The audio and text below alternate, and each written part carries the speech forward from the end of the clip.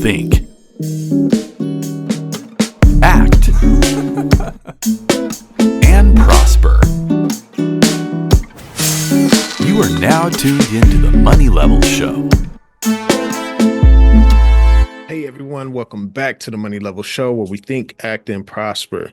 Today we have the pleasure of interviewing A.G. Stacking. A.G. Stacking has been a precious metals dealer for a long time. I've met him. I consider him a friend. We've done business together on multiple occasions, and so I really appreciate his ethics. And so today we're going to get into multiple different topics around the business of precious metals and what he's looking forward to and how he stores value regarding them. So without further ado, let's get to the interview. Hey, AG, how's it going today? Good. How you doing, man? Man, I'm doing good, man. Just excited to be here with you. It's been a long time coming.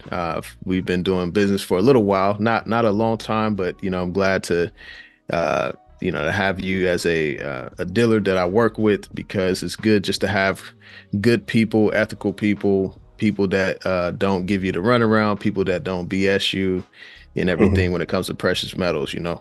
For sure. Yeah, it's really important. Like, reputation is important and everything, and you understand that. So it's always good to have people that have that like mind. So I wanted to get into a little bit of your background. So you've been doing precious metals for a while. What did this look like for you? What interests you in precious metals? And then so what was that start like? For me, I had nobody in my family that was into metals, at least that I knew of when I was younger. The way I got into it, when I was dating my wife, I would bike everywhere, and I would always stop by a liquor store, or, grocery store, and I'd pick up a Arizona mango tea and a bag of hot Cheetos. And back in the day, $2, this is like 2008, right? Back in the day, you used to get change with $2, believe it or not. Today a bag of chips is more than $2. So when I bought a bag of chips and the mango Arizona tea, and the lady handed me some change, and the change was a quarter, super shiny quarter. And I was like, and it sounded weird when she put it in my hand, and I was like, man, it's weird. Like, what is that? And I got outside, I flipped my bike over, I sat on the seat, and I remember I picked the quarter out and I dropped it, and it sounded like, really weird. And it's like, man, who fakes aluminum quarters? This is so weird. I've never seen it before. It was so shiny. It wasn't like any other quarter. And my dad used to take us to the flea market every weekend. And it's kind of like that when you were driving around and you see a car you like, and all of a sudden you're seeing them everywhere. It was the same thing. All of a sudden, I'm started noticing little spots have quarters for sale and $50 and dimes. And I'm like, what the heck? Like, why are these people selling them? I had to ask them. They're like, oh, they just give me a price. They didn't really tell me anything. And it wasn't until the old man, he took the time to explain to me what it was. It had silver, and any date from 1964 or older had 90%, whether it's a dime, a quarter, $50. And that's when I was like, well, that's pretty crazy, and he told me what it was worth. And then he told me, if you bring me any quarter you bring me, I gave you $5 for them. And I was like, what, for a quarter? I'm like, well, how the heck do I get them? And he goes, go to the bank, take $10, $20. If you don't have that much, he's like, ask for a roll, trade it in, and then look for the dates or turn them on the side and you could see the silver. But the easiest way is a date. I was like, you serious? He's like, yeah, any quarter you find, bring it. I buy them for $5 and I sell them for $10. I double my money. Like, cool. So then I'd go to the bank. My wife actually worked in 2009, was it? I think she worked for Bank of America. So it was easy for me to just like, hey, can you give me a roll of quarters? And that's kind of how I started. I started, kind of coin roll hunting, looking for the silver stuff. And anything I'd get, I'd take it to him and he'd pay me out. And then I'd walk out with a shirt from the flea market or a sweater or something, buying some candy or something.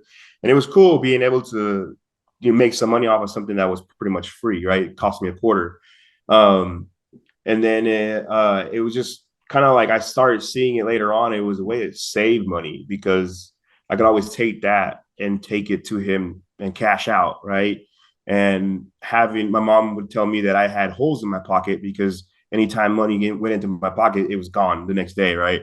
So having the silver, it was just a savings account for me. Like if I needed to sell, I had to wait for the weekend because work kept me busy. And that was the only time I was able to sell is on a Saturday or a Sunday. By that time, if I needed money on a Monday or Tuesday, I figure out another way to get it. So when Saturday came around, I didn't have to sell, you know, and sooner or later, a couple years later, I'm looking at my stack. I'm like, oh man, I got, you know, $800, I got $1,000 saved up. Like I would have never saved this in cash. Right. Cause I was just a big spender. Like we grew up with hardly anything. So like my mom and dad would always buy us, you know, clothes and shoes from Goodwill, Savers, or flea market, yard sales. Hmm. So we never really got the brand new stuff. I wanted Nikes, we get Skechers, you know, like Yeah, shoot, I yeah. wanted some Jordans, I get the Shacks, you know, like mom, these ain't Jordans, you're gonna make fun of me. So you're gonna get the same thing. I'm like, oh, this is different, you know.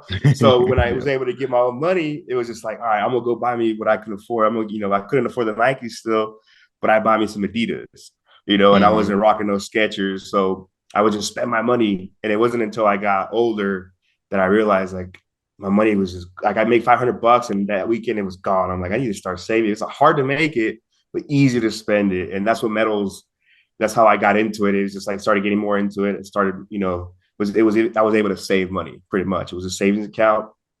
And then when I got to the selling part of it, I just realized like I wanted to get it for free or close to melt. So I'd buy, say, a roll of buffaloes, sell 19 of them so that that 20th was free and I keep it for free, or I'd buy some Morgans or Peace dollars and you know I'd buy 10 of them and that selling 9 of them would get me a free Peace dollar or Morgan as my profit, right? I just looked at it as a free Morgan instead of cash. And it just kind of like it started growing from me, people asking me if I could get more to me like, okay, well, if this person's asking me, I wonder who else wants them. So then I just started buying more and more, started selling more.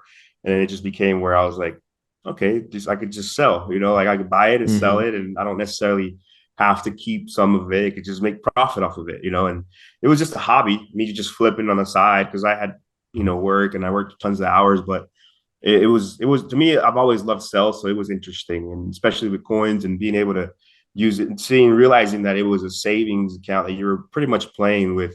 You're buying with monopoly money and you're saving real money, right? So Hmm. that's when I was like, all right, I could do this, and slowly started, you know, mainly on flea market, local flea markets, and Facebook groups. That's what really brought me into it. And then Instagram, I think I opened up my account, my AG stacking in December of 2016. I started with my personal, and then I was like, okay, I don't really want people to know what I have on my personal. So I switched it over to create my own account for metals. And now I'm like, I throw my face out there and everything, but I think it's people like that. So that's why I chose to do it that way. And people like if they look for advice, there's just a face to my name, right? To my Hmm. account, to my business. And I think people enjoy that more versus somebody who's not showing their face, especially with a business where you're talking millions of dollars, you know, Yeah. hundreds of dollars, hundreds of thousands of dollars. Some of these people, 100, $200 is a lot of money to them, right? So if they can see a face, they can recognize you. They know who you are. You're consistently putting stuff out there with your face.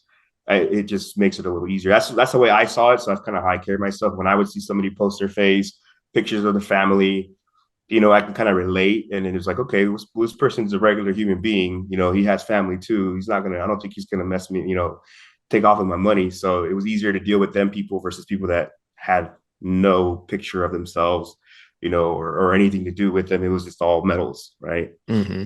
Yeah, yeah, that's really good.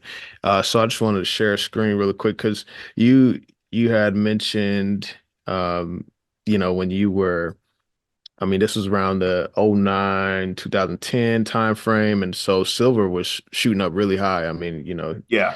for the guy to be selling the quarter for $10, I think he paid you what, $5 for it and selling it for Yeah. $10. So silver was really booming during that time. And this is just the spot price. I mean, this doesn't include any premiums or anything of Premium. that Yeah. nature. So Yeah. you got in when silver was hot.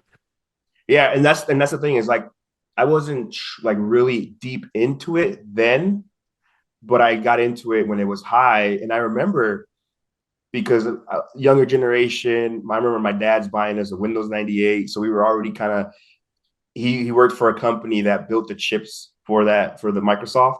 So they got like a company discount and he bought us one. So we already knew how to use computers. Then eBay was around and I was really good at it. So I remember I still have like somewhere the receipts from eBay buying American Eagles for $42, 45, $46, other coins and bars at that time, and then taking them to the flea market and still being able to sell them for, I literally would make $5 a coin. So whatever I paid, I wanted $5 on top. And I would always get it. So if I bought it for 42, I'd get $47, and then they were selling it for 55, $60, and like, it's crazy. Like it's crazy to think that like I was in it when it first started. I didn't really know much about it to understand everything. And it was like, I remember like I had my silver, and I had some silver that I bought like at $35, $40 an ounce. And I remember it going up, and I'm like, man, I'm going to make a lot of money. And all of a sudden I'm like, what happened? And I remember working for a real estate investor. And the guys that were in there would always tell me like, hey, invest in silver. I'm like, no, I buy chains. He's like, no, not jewelry, like bullion. I'm like, what is that? And then they started showing me.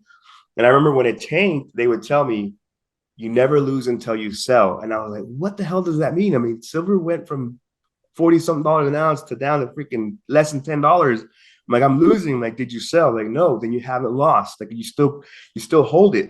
So you can wait another 10, 15 years till it goes back up to $30, $40 an ounce and then sell it then. Like, but who's going to do that? Like, who wants to wait that long? Mm-hmm. And I didn't understand it. I was young. I mean, I was 19, 20 years old. And I just didn't get it. Like, I was like, what the hell are you talking about? You're losing no matter what. I was like, no. And then finally, as I got older, I was like, like, as long as you hold it, like you can sell it whenever you want, and you can take your loss or you can take your profit. But it was cool to see like the ups and downs and being in it. I kind of got out of it for a while because I was working so much, but I was still looking here and there and like seeing the Facebook groups and the Instagram.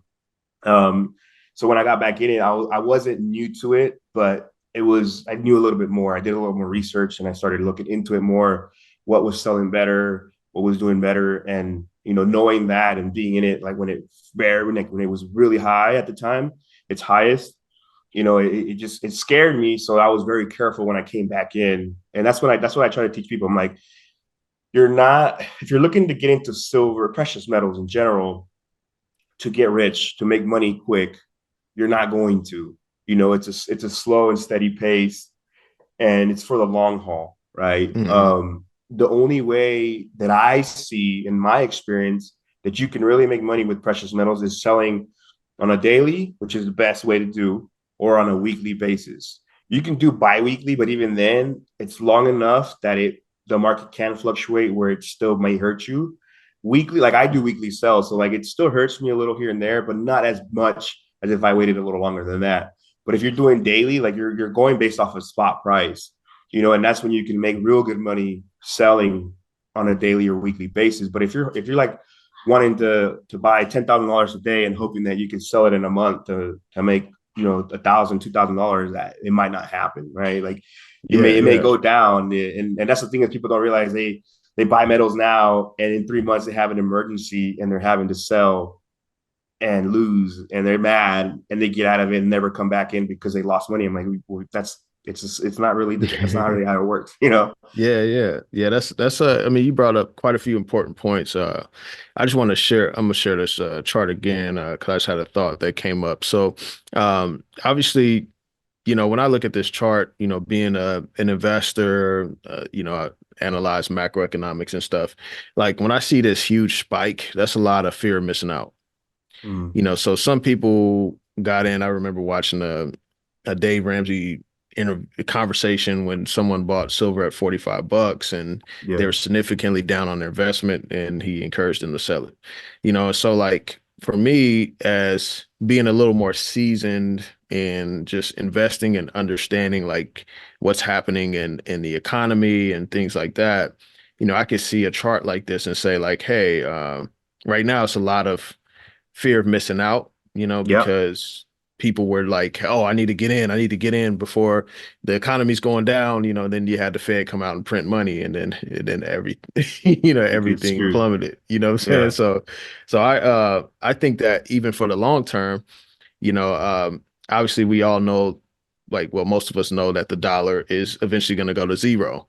And so you want to hold real wealth, which is gold, which is legal money. And then you have silver, which has also been legal money in the past, and then it was demonetized, I think in the 1800s or something.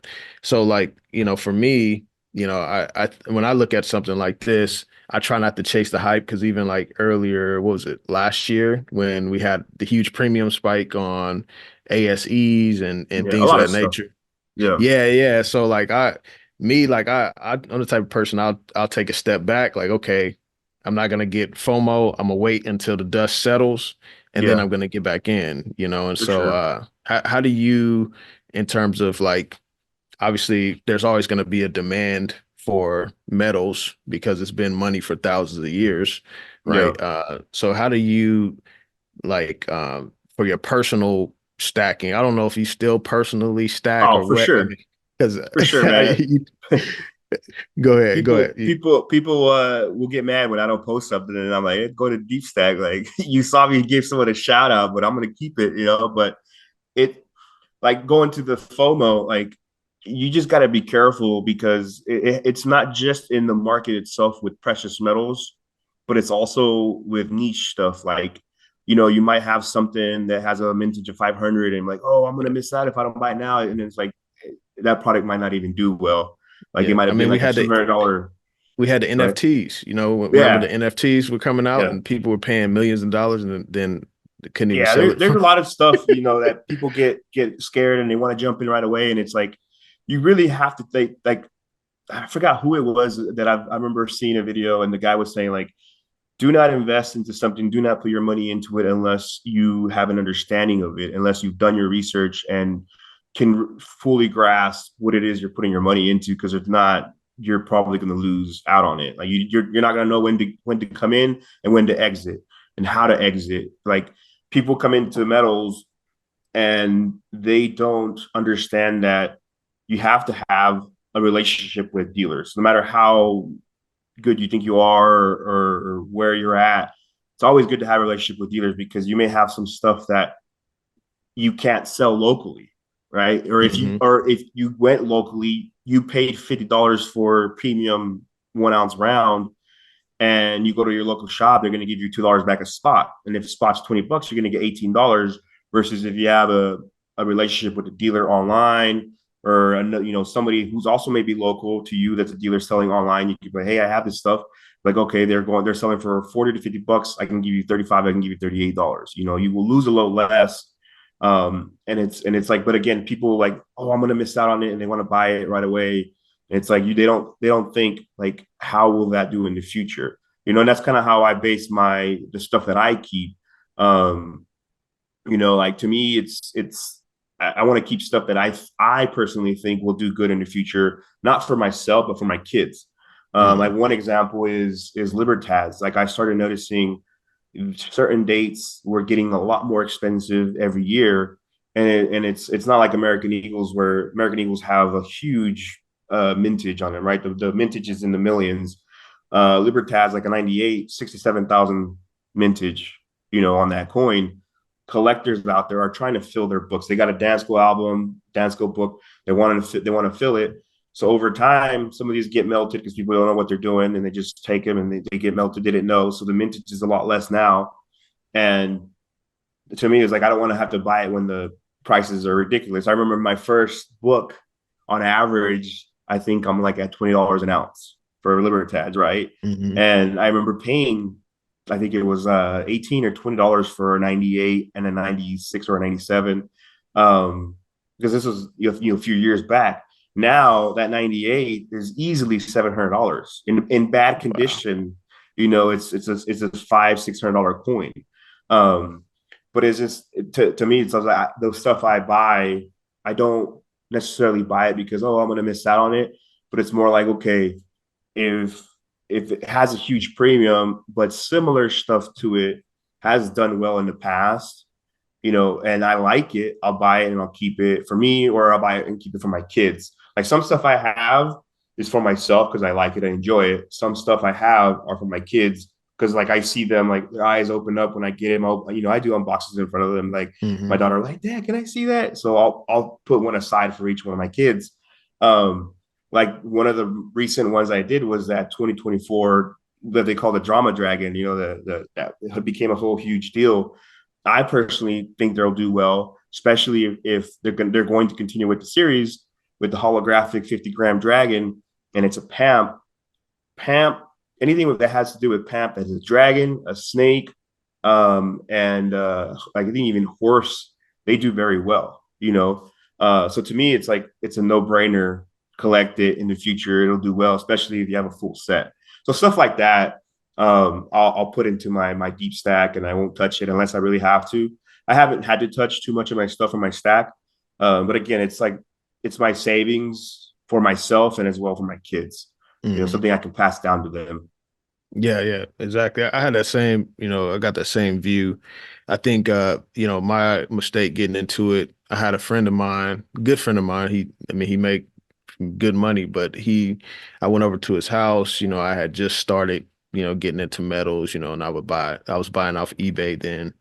And then I went over to his house. He showed me all these collectibles, Yoda coins, James Bond coins, all this, you know what I'm saying? Yeah. And so then it just got addicting, to where I was like, oh, that's my childhood cartoon. I need that one. I need that was my favorite cartoon. And, oh, that's a biblical coin. I need that one. And so I eventually ended up, accumulating quite a bit of, I guess, collector premium or something like that. But because I would try to track it and I'll put it in the app, to where it's like, okay, well, this is what they're selling for on eBay, so this is the price I'm going to put it at, right? Yeah, And then when I go to sell, because I'm like, I don't need this stuff. I'm just going to collect the stuff that's in high demand that I know I can sell for close around or higher than what I get it for. And yeah, so, I mean, you already know. I mean, I've sold quite a bit of collectibles on eBay. I mean, you and I have done some deals, and yeah, so these coins, like these fads, I lost a lot of money on. for Just sure. just from some of them I hit on. It's like, okay, yeah, this one actually was hot, but then there's some of them where it's like I couldn't even get that off for like uh for a Yeah. dime. You know what I mean? So And yeah. that's the thing that happens. And again, it goes based the way I see it is you have to have experience and when it comes to stuff like that. And you I guess you got to pay attention to the market because like the TPs, the peanuts, right? That stuff that Atmex started coming out with and similar stuff to that, they started bringing out too much of it, and it's just like, okay, you start seeing they're coming out with something like every month or every 2 weeks, they're dropping something new. And you're like, okay, where is this going to go? Like if their premiums are $45, it's eventually going to become a higher premium generic, right? Instead of paying $2 for a Buffalo, you're going to pay $5 for a peanut TEP, right? Over spot because it's just so much of it coming out and you're going to saturate the market where people are really not going to be interested. Like you create a series, if you do more than 10, 15 items in that series, it kind of starts dying. That's what I've noticed. If you keep a series under 15, like a 10 or 12 round or bar series, it's like it seems to be like the perfect uh number because once you go past that, people are like, there's too many to collect, right? Like the lunar series, it's 12 bars, right? Usually it's 12 bars, one for every freaking lunar year or whatever. And you see Perth Mint do it, Pam, some of these like Asahi starting to do their like these private mints do their own stuff. So that's what I've noticed is like some of these companies will just start, like you said, it's nostalgic because you'll see like, oh, that was my childhood cartoon that I loved. And they realize people are getting into it and they're like, oh, well, what if we make this character? What if we do this? What if we partner up with Looney Tunes and create a Tasmanian devil? And then, everybody's like, oh, that's my favorite. And then you like you said, you don't really think it's more of kind of like in sales, you're not selling a product, you're selling feelings, right? Hmm. How are you making somebody feel? When you're selling a house, is you're not selling a house, you're selling how is this house going to make you feel like you and your family are going to feel like it's a home. It's feelings that you're really selling. Same thing with coins, you're selling feelings. Like when I'm selling a chain, I'm selling how the person's going to feel wearing that chain. I got the big old chain, you put it on, you're like, man, dude, I look fly. I'm about to go to, I'm gonna go Yeah. out. I'm gonna have a good, I'm gonna get a chick tonight. Like Yeah. it's not the chain itself. You're selling feeling. That's what it is. And when these companies do this and they put out a great picture and they know what they're doing, they're selling you how you're feeling. You remember your childhood. You remember sitting, down watching TV with your dad, watching that cartoon. I gotta have it. I need that coin. I don't care if it's 35, $40 and I lose on it. But at the moment, you're not thinking that you might lose on it. You just buy it. Once you get it, you're happy. And later on, you're like, man, why did I buy this? That's like, I just bet $45 on this and they're only selling for like $30 now, but they get you that way. And it's like, you have to learn to control your feelings when you're trying to sell, because you can get attached and lose money, and that's the problem. Is too many people come into this and they start getting attached to everything. And that's when people will get you. Like, there's bad salesmen out there that see people who get attached and then they'll stick them. Like, if it's normally selling for $40, like, oh, this guy really wants it, I'm gonna get $50 out of him. Watch. And they do it. They don't care. To them, they're making money. But to me, it's like, I rather have a customer come back and be fair. So I try to price it according to what the market is. But again, it's feelings what we're selling. Anybody that's in sales, whatever it may be, a car, jewelry, coins, real estate, you're pretty much selling feelings, right? It's how you're making somebody feel.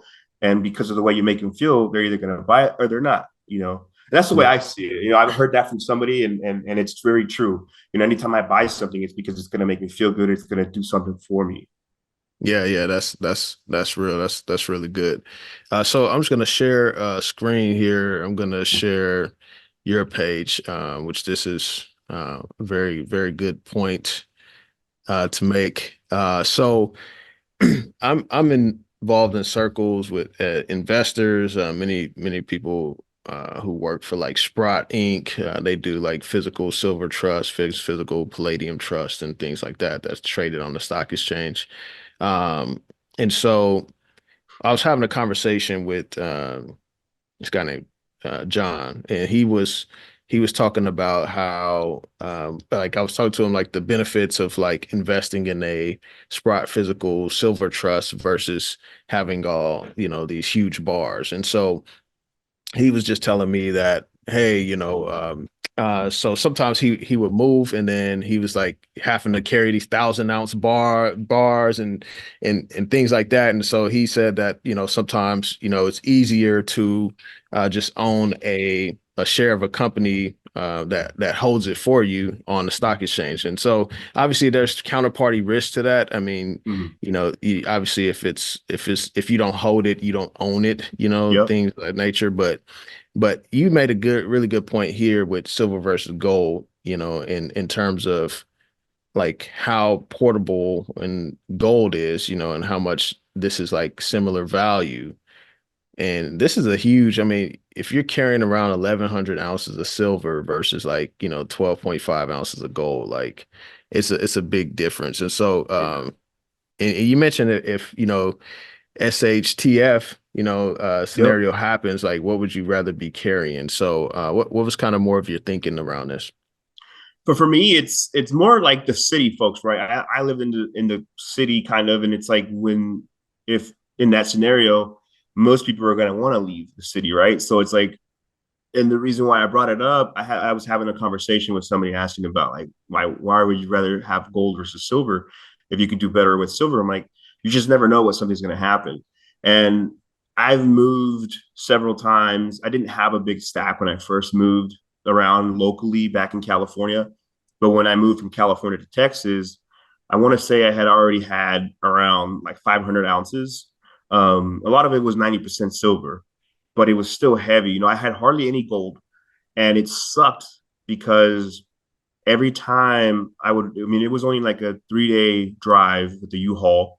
But every time I went into a hotel, I had to carry like these 2 backpacks that were really not that full, but they were heavy as hell, and I'm like having to drag these bags inside. And I'm like, dude, this sucks. Like, and then in the morning, waking up, you're all like tired and you having to haul these back into the truck, And I realized like, if I had the same amount in gold, I could literally put it in my pocket and walk out like nothing. Right.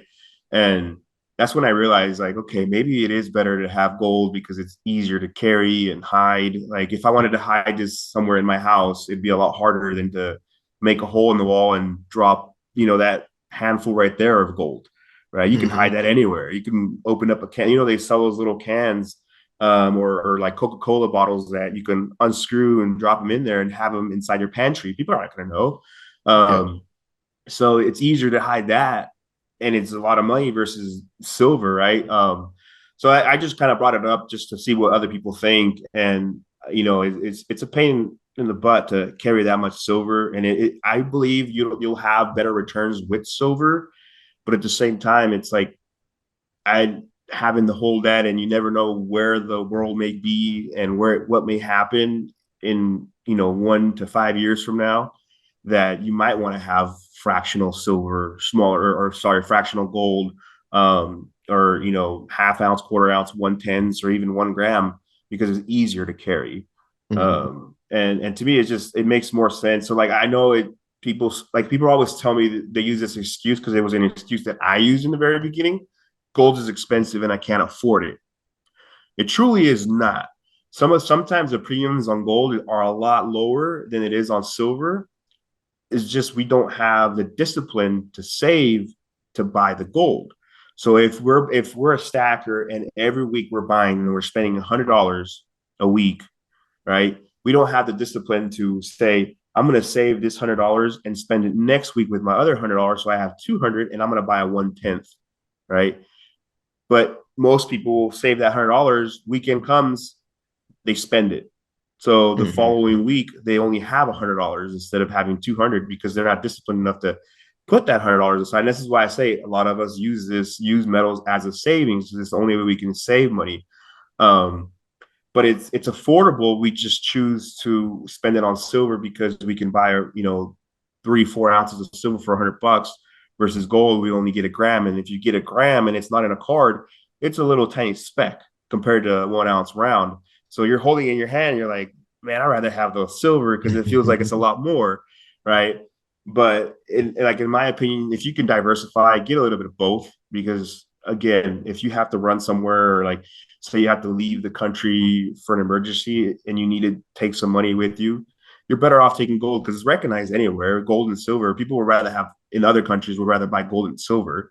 So you're better off just having a little bit of silver, put it in your pocket. You go to the airport. I've traveled a lot with silver and gold, and all they do is when I travel with a bunch, on the X-rays, it's a black blob, and they don't know what that black blob is, so they have to search you, and then they want to make sure that it's not explosives or something, and they'll put you to the side. If they'll give you a private room if you want a private room, and then they'll just pull all your stuff out and they'll ask you if there's anything sharp, and they just start going through it, right? So that's all that happens. Once they realize it's it's metals and it's coins and stuff, they'll let you go. Like, it's really, people get scared carrying, like I've carried 100-ounce bars with me on the airplane, and I'm like, the first time I tried it, I remember I was scared to hell. I was like, they're gonna call it a weapon, and they're not gonna let me drag it, and I'm gonna lose my flight because I'm about to go back home.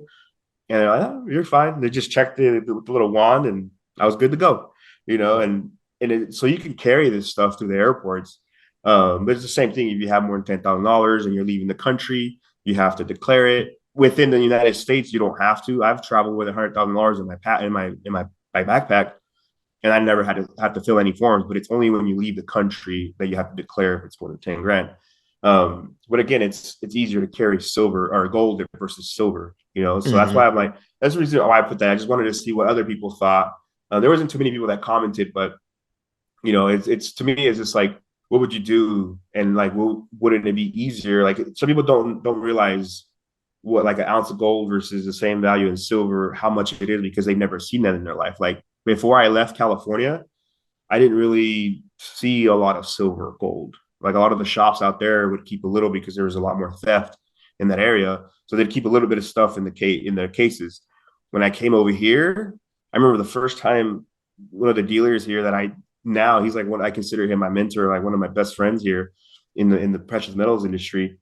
He let me into his back room, which is his room. And I'm like, he had like over $1 million in gold coins sitting on his desk. And I was like, what is this? He hands me a tube of gold eagles and he puts it in my hand. I remember my hand shaking, and I'm like, oh my God, I've never held this much gold. That's 20 eagles right there. Like, damn, and it's just cool to see all that. But I know there's a lot of people out there that that don't get to see that, right? So like for me to put it out there because I have it, it's not to show it off. It's more like this is what it looks like, and this is what it looks like in gold. This is what it looks like in silver. So you have an idea, like, damn, is that really like that much? Like that's much I have to carry around if I Mm-hmm. ever get to that point, you know? Because eventually you might end up getting to that point. You might end up having 20, 30 grand saved up.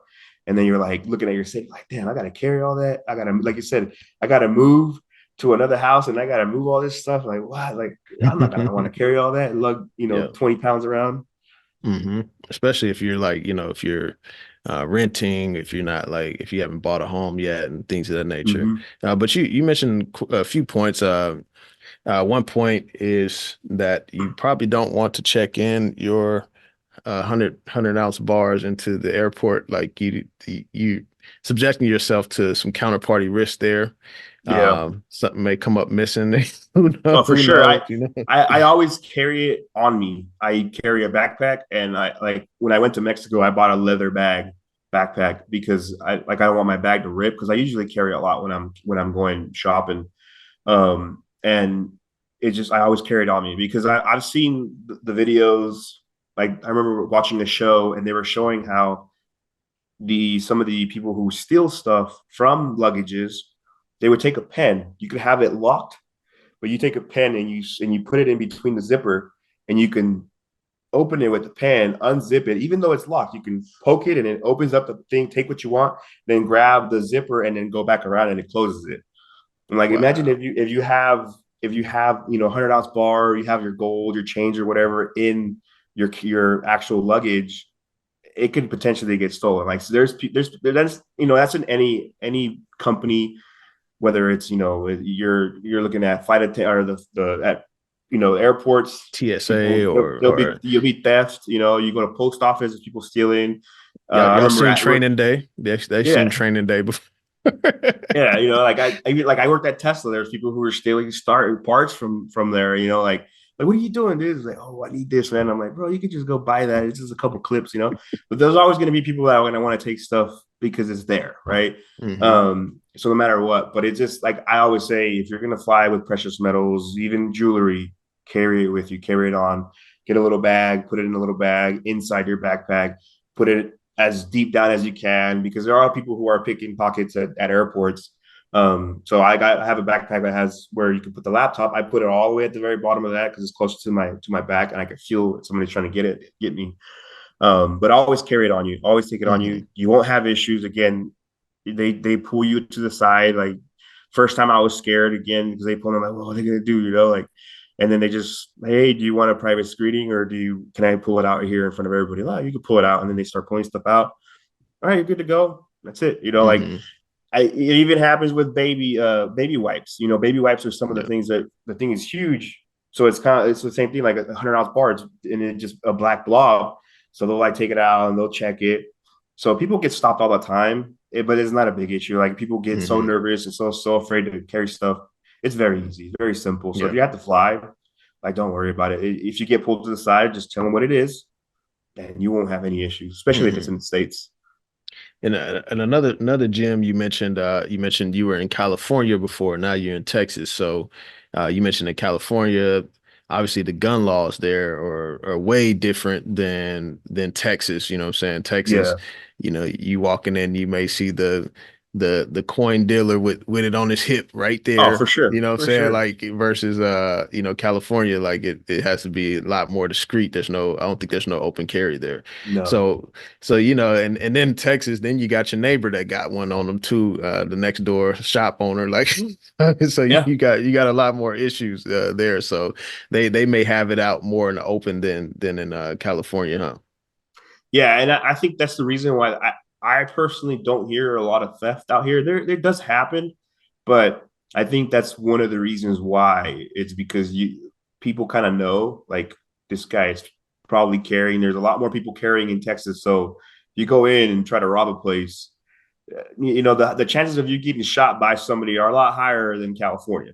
Yeah. In Cali, there's not going to be too many with a gun, but out here, yeah, you're like one of the shops that I go to, he has his side piece. The guy that works for him has his side piece. So no matter what, there's two guys there that are holding. one of the other shops I go to is a gun store. So they have a Mm-hmm. whole gun side, and they have a precious metal side over here. And the ladies, I'm sure, have something there. It's two older ladies and their daughters. They got a little 22 or 380 Oh on them or yeah, something. they got something. They're gonna hurt you no matter what. Like by the time you try to make it out, you ain't making it out alive. Hmm. So but it's just and even I think all the shops, even because they have the third shop I go to, they have a sign at the door, that says like they're pretty much they got a gun on them, and Yeah. they do carry too. There's only the dealer that I deal with that doesn't, but it's because they have like multiple doors and they have the big old glass. So there's no way you're gonna get in there, Hmm. very easy. You have to go through like three doors before you even reach the inside. Yeah. But Yeah. they don't deal too much with the public. But for sure, I think that's the biggest thing out here that I've noticed is that I think people fear more the fact that there's more people carrying that they'll think twice before trying to take something that Yeah. doesn't belong to them. Yeah, agreed. So that's those are some good gems that you had dropped there. So I wanted to just fire off some quick questions and to get your take on it. So obviously, you know, I like silver. I like gold more because central banks are buying gold. When you look at the World Gold Council, Russia's been buying a lot of gold. China's been buying a lot of gold, and so though they have the ability to print money, so and they are buying gold, so that mentions, that pretty much puts in my mind like, okay, own gold. I wanted to get your take on, obviously gold is divisible, so some people may say like, hey, I can't really own gold. You have a lot of different alternatives now, even though they have higher premiums, like the gold backs, for example. And others, sometimes you can buy these little cars that are like 1/10 of a gram, or Yeah. things of that nature. And so, what's your take on like gold backs and a more divisible gold? Obviously, it's a higher premium, but if we are in like some Mad Max scenario, if you got just an ounce of gold, versus like, a 1/1000th of an ounce, you don't want to be trading that for a bag of apples. You know what I mean? So like, Yeah. what's your take on like owning more fractional gold? So somebody asked me about those gold bags. I truly don't know 100% like what they're actually doing. Like I know they're trying to like pretty much make it like it's. I think the states that they're having them in, they're pretty much backing them, right? But I remember, I think it was Lawn Man. He went live and he melted one, or somebody melted some of them, right? And they just disintegrated. Like it went to nothing. So my thing is, like, can you really like? I know it has gold in it for sure because they're making them, right, and they're backing them.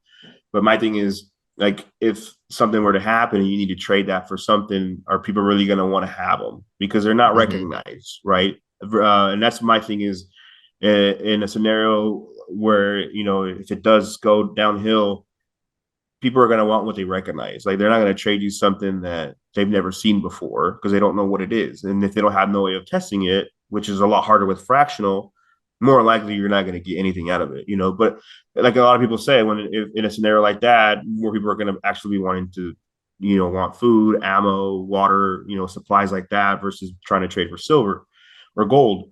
But I definitely believe in having fractional. Like I have some 1 grams in my stack. Those I've seen the carrot pays that I've sold those before where they're like tenth of a gram. Um, but I definitely encourage to have fractional. Like you said, it's a higher premium, but in a scenario where you might have to trade it for something, you're better off trying to trade that smaller piece versus trying to have to cut a 1/10 into pieces to trade a gram or two out of that. Um, and like I don't personally like the gold backs, which is why you rarely see me sell them. Because I just don't believe in them as much. I would say because of the reason that you could just put a torch to it and it's gone. Like where's the gold? Versus the coin, you melt it, it's a little blob of gold. Which is why you barely ever see me have them for sale. I buy them off of the public, but I don't pay much for them. And then there's somebody I'll reach out to like, hey, you want these?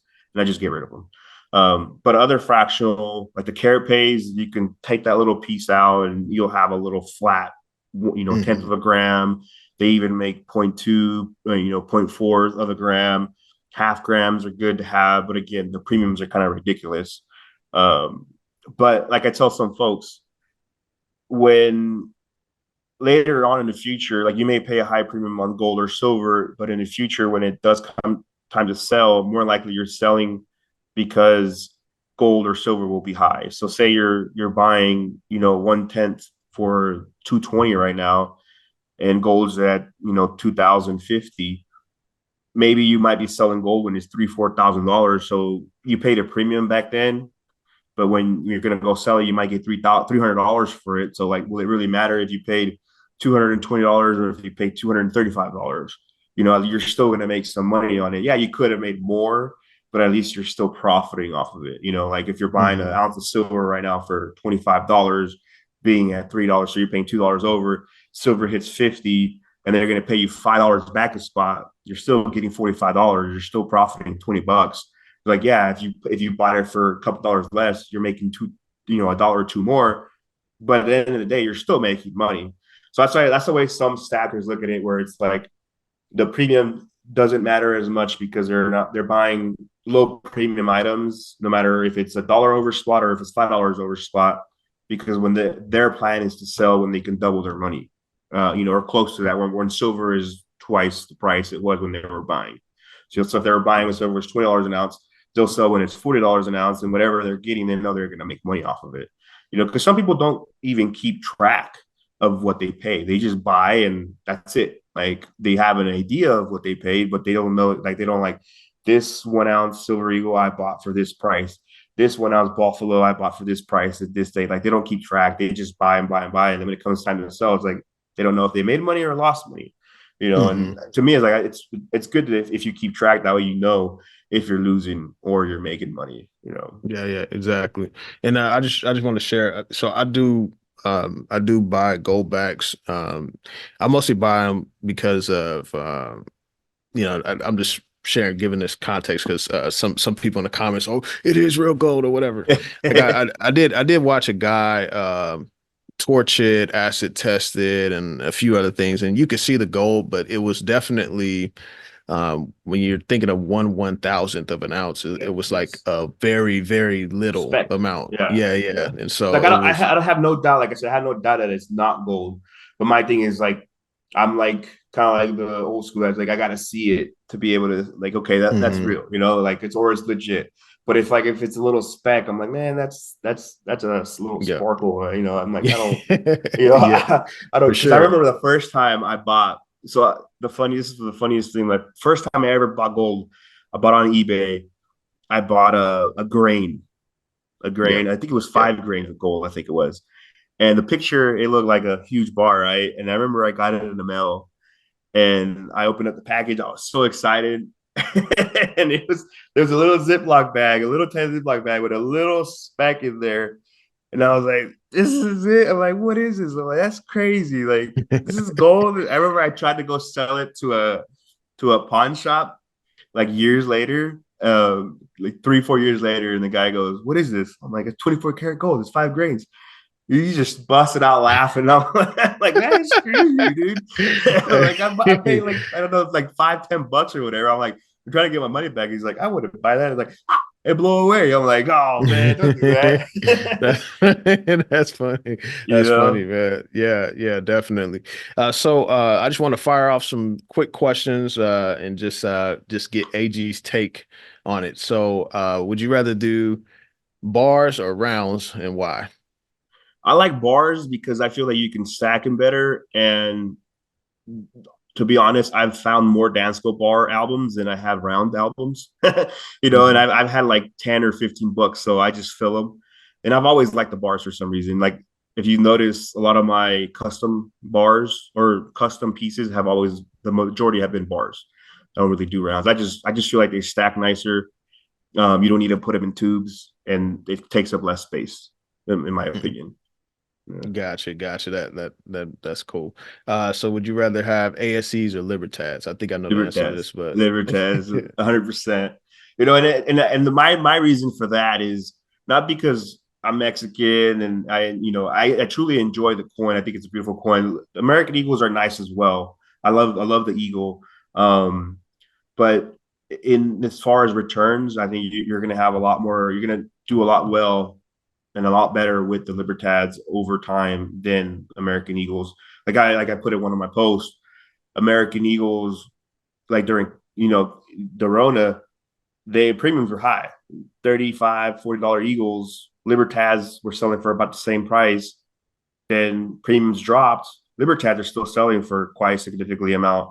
For common dates, the 2022s, 2023s, American Eagles are back down to $27, and Libertads are still over 30. So that's my thing. It's like, no matter what, I think it's still a high collectible coin, and people all over the world want it. So that's for me, it's no brainer. I'd rather go with the Libertad, even if I have to pay the higher premium. Gotcha. Would you rather have pre-33s in gold, so numismatic, or a collectible? Man, I see pre-33 has been too expensive. I've always liked it, but I in my stack, I hold a lot more collectible. I don't think I have, the only pre-33 I have are my rings. That's it. So I'd have to say collectible, just because from like the selling point of a seller and like having to buy it from dealers, I'm like, man, I'm not about to pay that much for a 2.5 Indian when I could just buy a 5 gram bar and have money left over, and have more gold essentially. So I'd have to say the higher premium stuff. Yeah. And so collectible, you are more like proofs and things like that, or what? Well, it's more for me. It's more bars. I don't collect. So my pre-33 is Mexican gold. I could say that maybe it is pre-33, but in the Mexican, like I like to collect the dos pesos, 2.5s. You've seen my 50 pesos. I have a whole date collection. So I guess you could say that's pre-33 because it is, back date. Most of what I have is back date. But the majority of my gold is Mexican gold. I do have a lot of PAMP, like 5 gram and 2.5, I think, and then some other bars. But I think that for the most part, the majority of my stack consists of Mexican gold. Gotcha. Okay. And then if you had to choose between the two, would you rather have gold or silver? Knowing what I know now, gold. If you would have asked me this in the very beginning when I first started, I would have said silver. But again, it goes to like having to move, because when we first started, me and my wife were together. Like we had to move. We moved like 7 or 8 times. Found a room cheaper. Now we're hopping from room to room trying to save money. And like I said, carrying all this stuff got really tedious. And it's like if it would have been in gold, it would have been a lot easier. So like knowing what I know now, I'd rather just stick with gold. If you had to choose between platinum and palladium, which one would you choose? Platinum. Platinum. Yeah, because I've tried to sell palladium and it's not as easy to sell. And like people say, I have a big page. If it's hard for me to sell, I can only imagine somebody else who doesn't have a page to sell and they have to go to a local shop, how much they're going to get paid under melt, right? So platinum's a little easier to sell than palladium. It does sell, but I think people have an easier time selling platinum versus palladium. Gotcha. Well, all right, AG, appreciate you for coming on the show and everything. Where can people find you? On Instagram, AG Stacking. That's mainly where I sell. I do have YouTube. I haven't done much with it. Trying to do more. Same thing, AG Stacking. I do have a page and a group on Facebook, but I don't use it. I just have it because I wanted to make sure that nobody took my name. Soon I should have my website, agstacking.com. But for right now, it's just Instagram, AG Stacking. All right. So y'all be sure, if you're not on Instagram, maybe the deals that AG puts out may want you to influence you to create an Instagram and go check it out. So be sure to do that. All right. Appreciate you. It, man. Likewise, man.